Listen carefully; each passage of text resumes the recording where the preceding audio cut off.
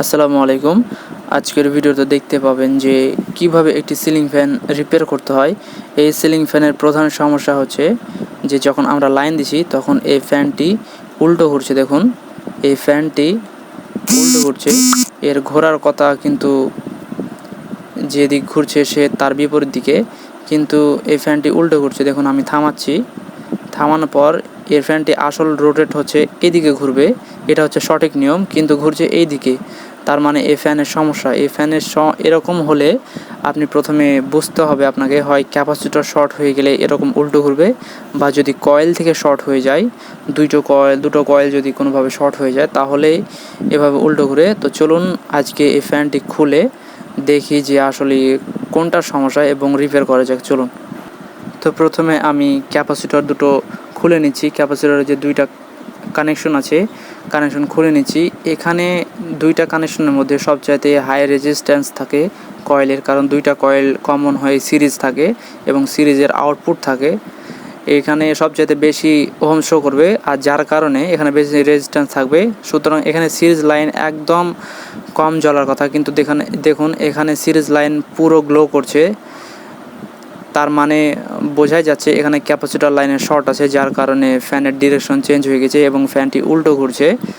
আমি মিটার দিয়ে চেক করছি, মিটার দিয়ে ভালোভাবে তেমন বোঝা যায় না। সিরিজ লাইন দিয়ে সবচেয়ে বেস্ট অপশন হচ্ছে যে যে কোনো কয়েল চেক করা।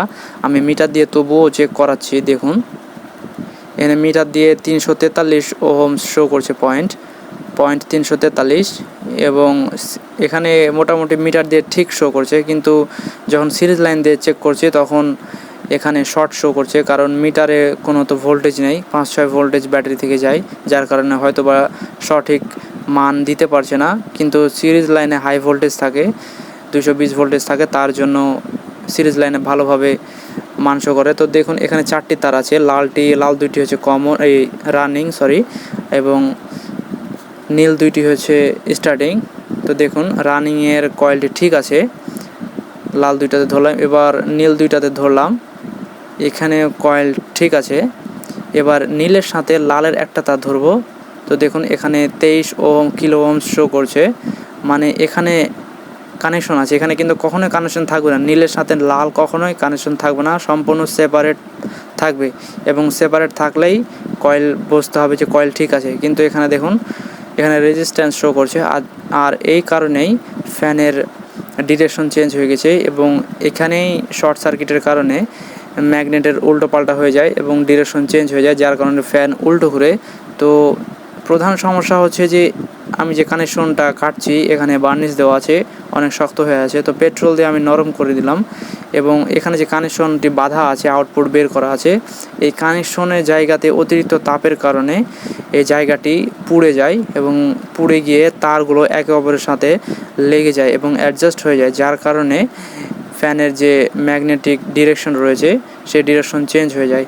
তো আমি এখানে সবগুলো কেটে ভালোভাবে তারগুলো বের করে নেব এবং সেপারেট করে কয়েলগুলো চেক করব, এবং দেখব যে কোনো রানিং সাথে স্টার্টিং কোনোভাবে সংযুক্ত আছে কিনা, এবং তারপর নতুন করে আউটপুট বের করে নেব।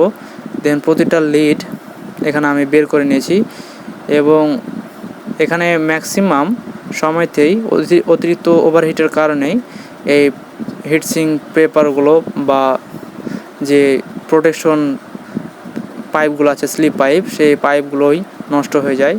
এবার আমি সিঙ্গেল করে চেক করছি। দেখুন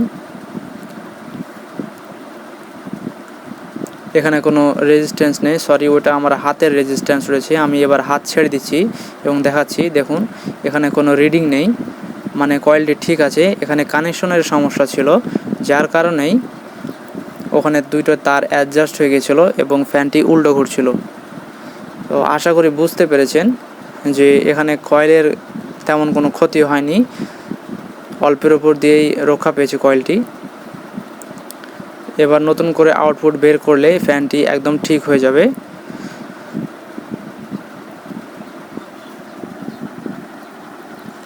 এবার আমি আপনাদের ভালোভাবে সিরিজ লাইনও চেক করে দেখাচ্ছি।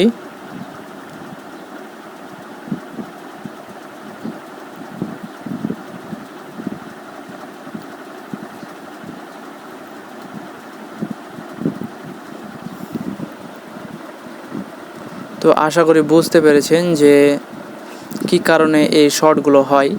অতিরিক্ত ওভারহিটের কারণে এই পয়েন্টগুলো জ্বলে যায়। দেখুন আমি জ্বলে যাওয়া স্লিপ পাইপের অংশটুকু হাতে নিচ্ছি এবং দেখাচ্ছি। এই জায়গাটি জ্বলে গিয়েছিল এবং জ্বলে গিয়েই দুইটো তার অ্যাডজাস্ট হয়ে গিয়েছিলো এবং